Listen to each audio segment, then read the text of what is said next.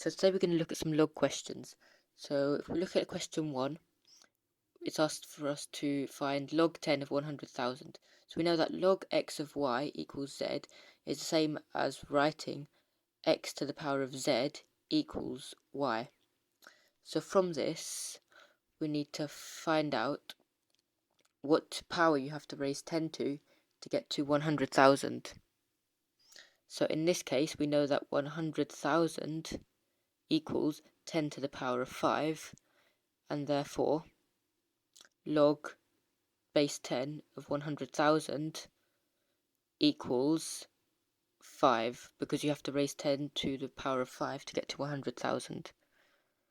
Okay, so for question 2, we're asked to do a very similar question, but it's slightly more difficult. So we've got log 5 of 25 root 5. So here we want to rewrite 25 root 5 as 5 squared times 5 to the power of 1/2, because we know that root of x equals x to the power of 1/2. So the root of 5 equals 5 to the power of 1/2. So that's how we can rewrite 25 root 5. So now we have to simplify what's inside the brackets. So we know that x to the a multiplied by x to the b equals x to the a plus b, and therefore this is equal to log 5 of 5 to the power of 2 and 1/2, because 2 plus 1/2 equals 2.5. And therefore we've got to find what we're raising 5 to get to 5 to the power of 2.5. And of course we're raising 5 to the power of 2.5 to get to 5 to the power of 2.5. So this is equal to 2.5. And that can also be written as 5 over 2. So now we'll look at question 3, which is slightly more challenging, but the same idea. So we've got log base 4 of 1 over 2 root 2. So again, we want to rewrite what's inside the brackets of the log. And to do this, we need to remember that log base 4, 1 over 2 root 2 equals log base 4, 1 over the root of 4, because 2 is the square root of 4, of course. So that's 4 to the power of 1/2. So that's 4 to the power of 1/2 multiplied by the root of 2. So we already know that the root of 2 equals 4 to the power of 1/2, and therefore it's going to be 4 to the power of 1/2 to the power of 1/2. And we know that x to the power of a all to the power of b equals x to the power of ab. So 4 to the power of 1/2 multiplied by 1/2 equals 4 to the power of 1/4.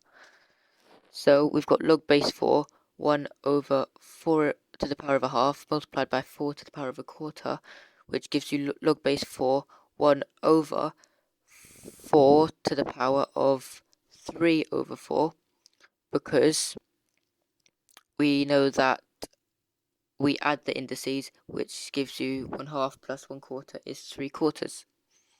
And we can rewrite this as log base 4, 4 to the negative 3/4, because we know that x to the power of negative 1 equals 1 over x.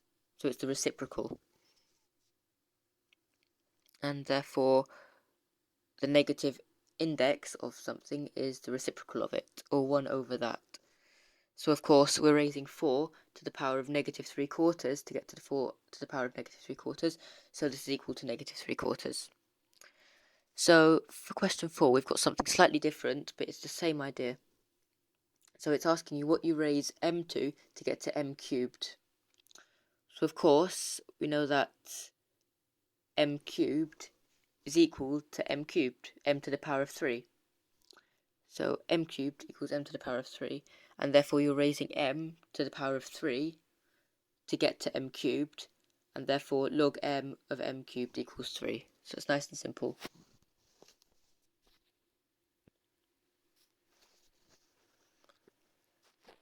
So for question 5, we've got log base a of 1 over the square root of a. So again, we want to rewrite what's inside of the bracket as a power of a. So we can rewrite that as log base a 1 over a to the power of 1/2, as we've established earlier.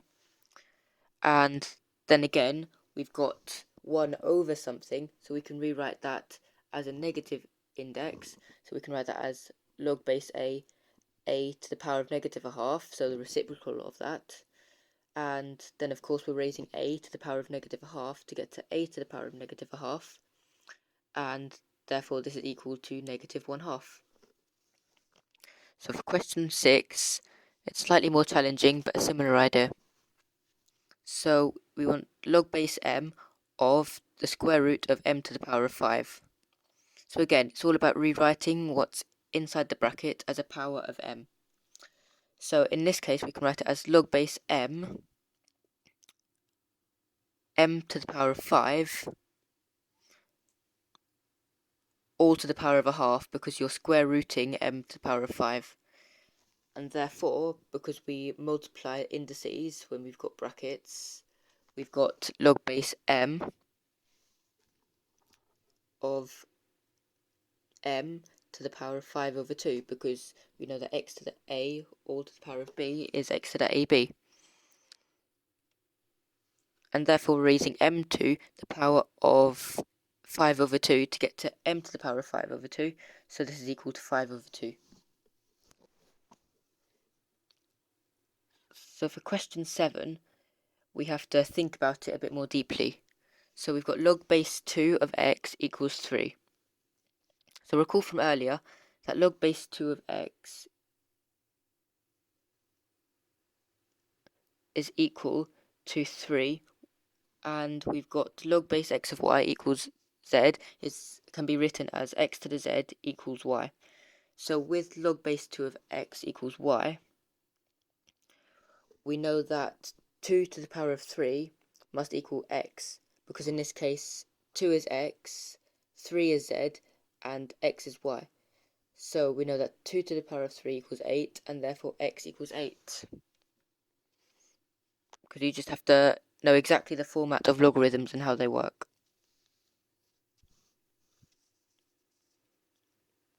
So now, this is the most challenging question so far. So we've got log base 2 of log base 3 of x equals -1. So first, we want to find out what log base 3 of x is. So again, from what we've just established, log x of y equals z is the same as x to the power of z equals y. And from this, we know that z to the -1 is equal to log 3 of x, and therefore log 3x equals 1 over 2, or 1/2.